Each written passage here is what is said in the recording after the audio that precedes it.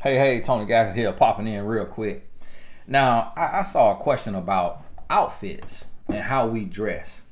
And unfortunately, how we dress says something. And I want to share this with you so you can kind of see and you can identify what your clothes say. Because we always can look at somebody else's outfit and we can see what it says to us. But a lot of times when we put the clothes on, we can't understand what it's saying. And ironically, one of the most interesting things that I had noticed over the years is like I noticed virgin women, and abstinent women dressing more revealing or seductive than women who were sexually active. That was just a random observation that I've seen. And a young lady wrote in and she was saying her mama was telling her she dressed too, sexy, and that's why men not approaching her, and that's why she not, meeting the men who approach her not on her level, because she loved God and she lived for God. And she attached some pictures, and I saw the picture and I was like, yeah, your mama right.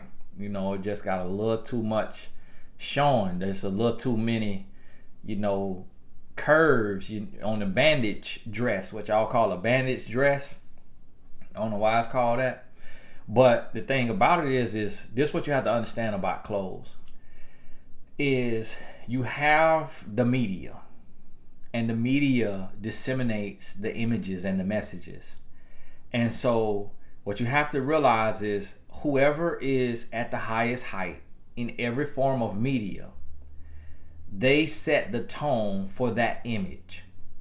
So when you look at music, when you look at television, when you look at movies, when you look at politicians, and when you look at television personalities like reporters and things of that nature, and you go down the line and you look at everybody's outfit, you look at their attire, and then you look in corporate America, you look at Wall Street, how do they dress?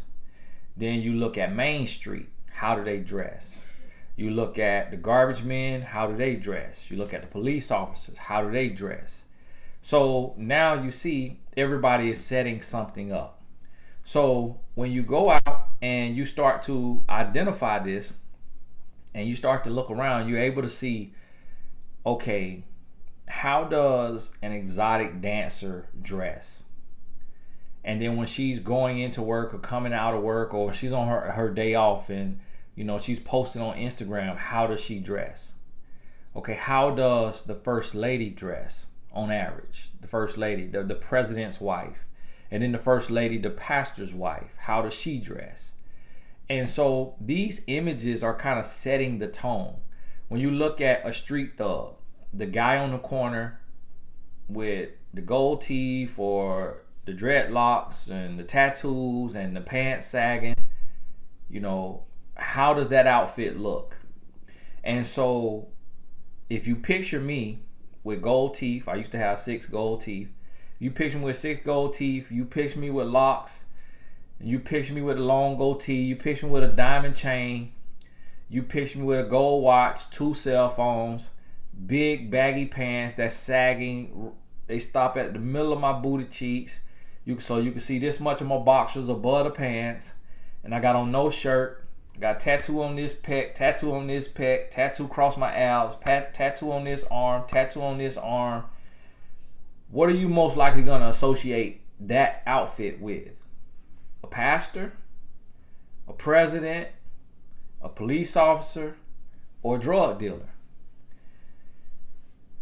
Your choice. You get to choose the perception. Okay, so that's one outfit. So if you see me and I have on some Dockers, like some khaki pants, I have on a polo, the polo's tucked in, I have on a belt, I have on some Sperry's, the shoes, some loafers. What would that outfit, do I look like a drug dealer?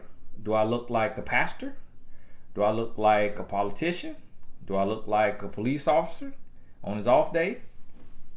What does that say to you?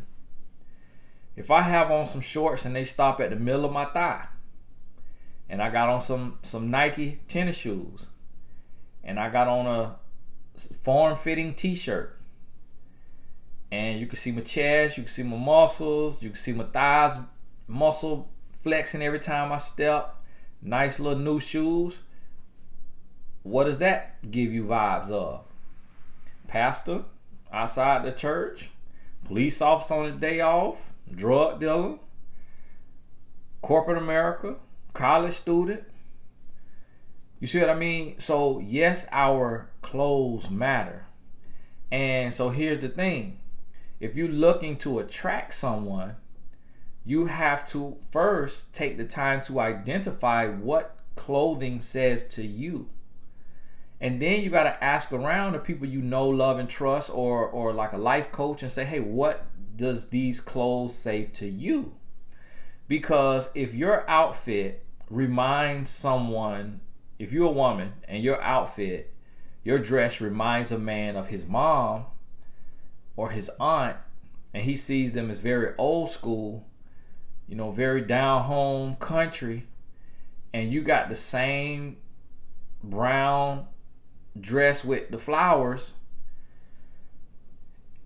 he's gonna put you in that box of a little old fashioned. If your hairstyle look like his auntie hairstyle, and she had that hairstyle from 1985, he gonna a little old fashioned.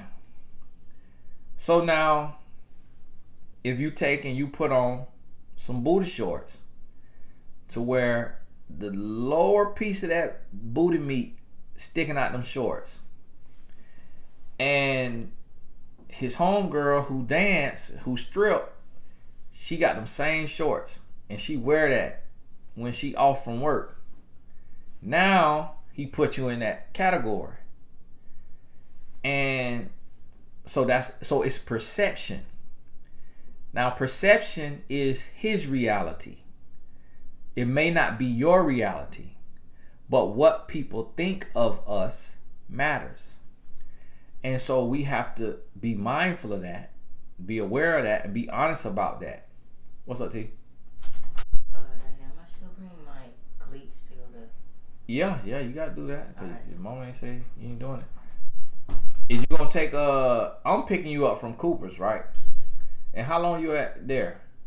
From 4 to 5:30. Okay, leave 3:30, get there 4. You finish at 5:30. Most of the time I finish at like 5:15.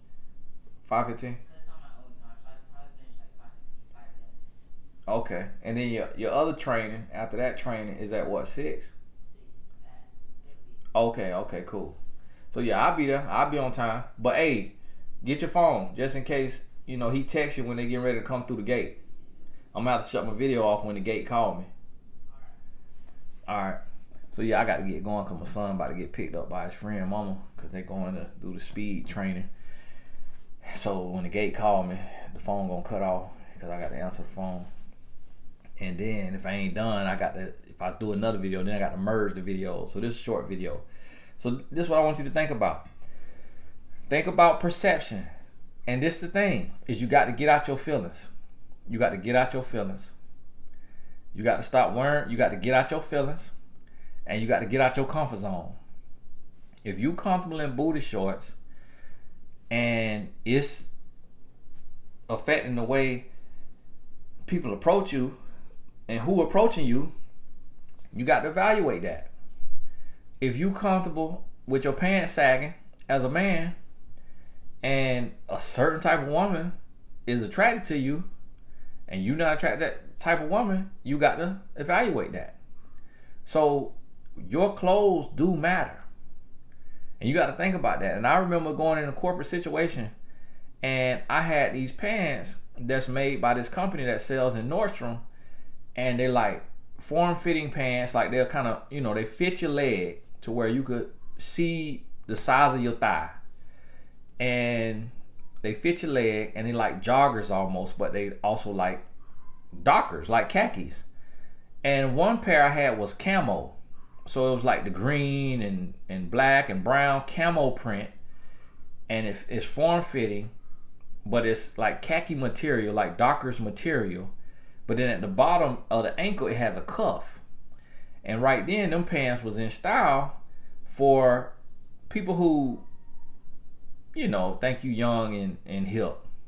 So I have on them pants, and I throw on me, a shirt, and they had the shirts to wear at the bottom of the shirt, instead of it just being a circle, like right here on the side, it'll kind of go up. It'll go up on the side. So you kind of got like a little tail in the front, little tail in the back. This was back like 2015. And I throw on like, that shirt might be like a pinkish color. And then I put on like a navy blue blazer. Or that shirt might be gray or whatever. I interchanged the shirt, and it was like a velvety material shirt that was being sold by this other like kind of hip hop clothes store. And then I put me a blazer on, a sports coat, and then I have on some fresh Nikes. And I would go with that outfit into my job with the NBA team as the team life coach for the NBA players. So to the players, they'll be like, "Ooh, okay, well, I see you. What? Ooh." And sometimes my pants, I would wear Balmain jeans. Now, Balmain, Balmain, for the people who, don't know about all the different little brands. Them jeans were like $600 for a pair of jeans. And this was 2015. So I go in there, and I remember one of the players came, "Hey, well, I see you with them Balmains on now." "Okay, all right, I see you. Where you get money like that?" "Okay." Because they wore Balmains, and they was making millions. I wasn't making millions at the time. But I had 2 pair of Balmain jeans. And then I had a Rolex that I had bought in like 2015 on Rodeo Drive, from the Rolex store on Rodeo Drive. And it cost me like $13,000 or $15,000. So that's a lot for a watch, and it's 2015 now. This was before I was doing YouTube seriously, like showing up on here. And they was like, "Woo, I see that Rolex now." And I got my little gold necklace that y'all be seeing me wear sometime. That's from Kay's Jewelers. I paid $2,200 for it, but it was $3,000. I caught it on the sale.